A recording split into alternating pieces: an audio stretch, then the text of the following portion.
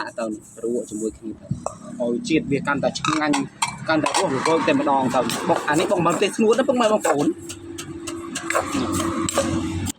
ពុកម៉ែបងប្អូនថ្ងៃនេះប្រោះឡាមកចែករំលែកវិធីបុកអំបិលម្ទេសធ្វើម៉េចកុំឲ្យចេញទឹកទុកបានយូរទុកទៅវាស្ងួតល្អពុកម៉ែបងប្អូននេះមានស្ករមួយកូនចានចង្កឹះអំបិលមួយកូនចានចង្កឹះហើយមានអាបទាក្រៀមទូចៗនេះមួយកូនថងហើយម្ទេសក្រៀមយើងនេះប៊ីចេងកន្លះចានចង្កឹះម្សៅស៊ុបខ្នុររ៉ូឌីនេះចិត្តមួយចានចង្កឹះដែរឥឡូវទៅតាមដានទាំងអស់គ្នាទៅប្រោះឡាធ្វើយ៉ាងណាដំបូងឡើងណាប្រោះឡាទៅធ្វើអញ្ចឹងណាពុកម៉ែបងប្អូននេះរក្សាបានយូរមកតាមដានទាំងអស់គ្នានេះពុកម៉ែបងប្អូនរក្សាបានយូរប្រោះឡាប្រាប់យកអំបិលមួយចានចង្កឹះមិញយកមកលីងវាឲ្យស្ងួតទឹកព្រោះអំបិលយើងវាមានជាតិទឹកវាមានជាតិសើមកាលណាយើងលីងឲ្យស្ងួតបងម្ទេសអត់ចេញទឹកទេហើយបើកភ្លើងតិចៗណាកុំឲ្យបខំណាបើកភ្លើងអែបានហើយលីងអញ្ចឹងទៅឲ្យភ្លើងគឺកុំឲ្យបខំឲ្យសោះលីងតិចទៅដល់ស្ងួតអំបិលយើងស្ងួតទឹកអស់លីងតែម្ដងណាលីងរយៈពេល 4-10 នាទីទៅដល់កណាវាស្ងួតជាតិទឹកក៏អស់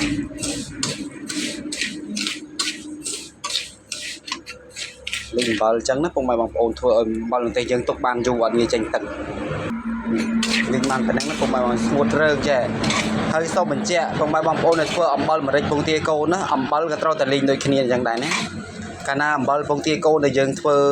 អានេះវិធីបងអំបិលម្ទេសក៏អញ្ចឹងវិធីធ្វើអំបិលពងទាកូនណាប្រោះឡាកញ្ចែករំលែកទៅពុកម៉ែបងប្អូនឲ្យបានដឹងគ្រប់គ្នានេះអំបិលពងទាកូនដែលយើងធ្វើលក់ពងទាកូននេះយើងត្រូវលីងអំបិលនេះពេលណាយើងលីងអំបិលម្រេចទៅវាចេញទឹកធ្វើឲ្យម្រេចយើងសើមទុកឲ្យបានយូរអញ្ចឹងវាផ្អាប់ផ្អៀបវាផ្អៀកអញ្ចឹងណាព្រោះចេញទឹកពីអំបិលនេះវិធីទី1ណាពុកម៉ែបងប្អូននេះបានប៉ុណ្ណេះហើយបិទភ្លើងទៅទុកមួយឡែកសិនវិធីទី2នេះស្ករសលីងដូចគ្នាពុកម៉ែបងប្អូនលីងឲ្យឈ្ងុយស្ករសលីងដូចគ្នាណា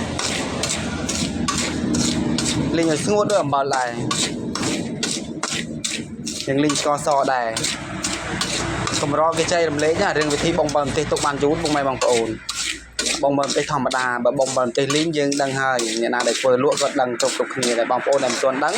មើលវីដេអូប្រោះឡាទៅនឹងធ្វើតាមទៅនឹងទុកអំបិលបានយូរអត់ចេញទឹកស្ករយើងលីងរយៈពេល1នាទីលើស1នាទីក៏បានដែរព្រោះស្ករយើងស្ងួតអត់មានដូចអំបិលទេយើងលីងដែរអំបិលនិងស្ករយើងលីងបានមួយចានហើយព្រមបាញ់ចានកៅវាក្តៅយើងត្រូវដាក់ចានថ្មអញ្ចឹងពុកម៉ែបងប្អូននេះអំបិលនិងស្ករដាក់ជាមួយគ្នាបានឬហើយតោះ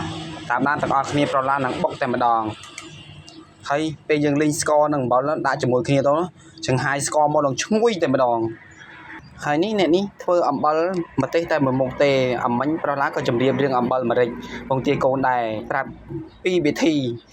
ទី1គឺអំបិលម្ទេសលីងទុកបានយូរអញ្ចឹងវិធីទី2ក៏អំបិលម្រេចដាក់ពងទាកូនតែប្រឡាបានលក់ពងទាកូនប្រឡាក៏ប្រាប់វិធីនឹងទៅពុកម៉ែបងប្អូនឲ្យបានដឹងបានយល់គ្រប់គ្នាពេលធ្វើអំបិលយ៉ាងណាក៏មកវាចេញទឹកកុំឲ្យវាទុកទៅវាចេញទឹកអញ្ចឹងណាពុកម៉ែវាជ្រីប៉ែបានល្អតែធ្វើអញ្ចឹងបានស្ងួតល្អបងយើងបុកម្ទេសមុនណាពុកម៉ែបងប្អូន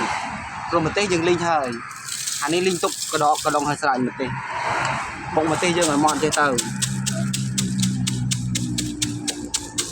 បុកម្ទេស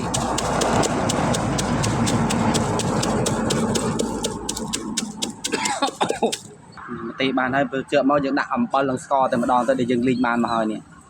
អំបិលនិងស្ករតែម្ដងទៅ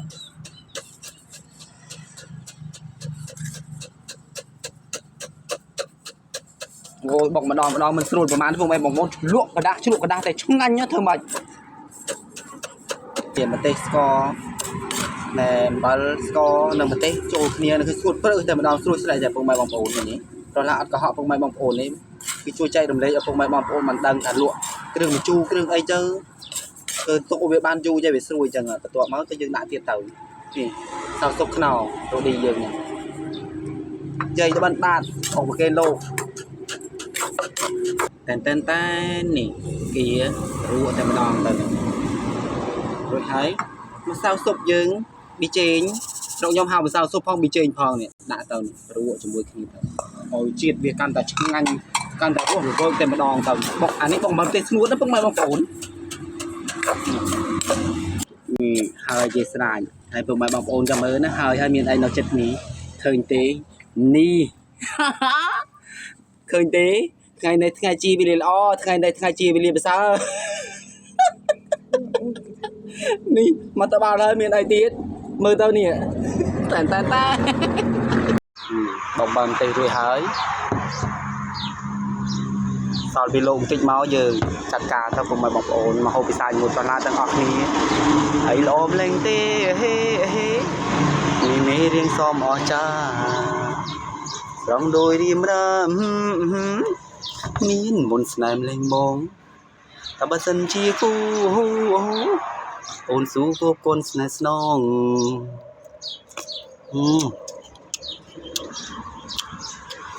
nãy nóm luôn ong vập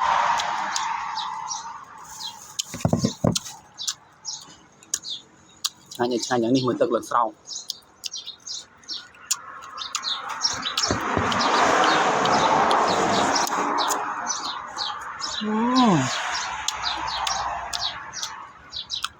xin làm ai trong la ẩm bơi một tay ngụt ní đã tao vừa thả ui dầm nào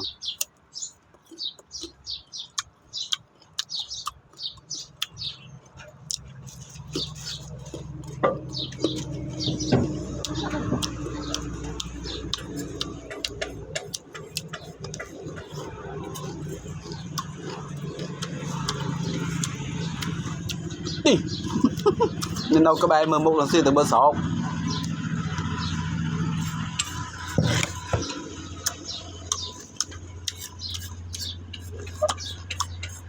phải cái làm nhé em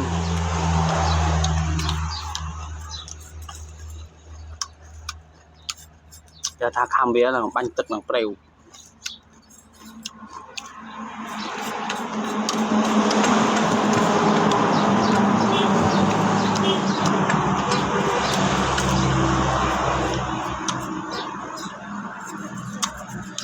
bái của em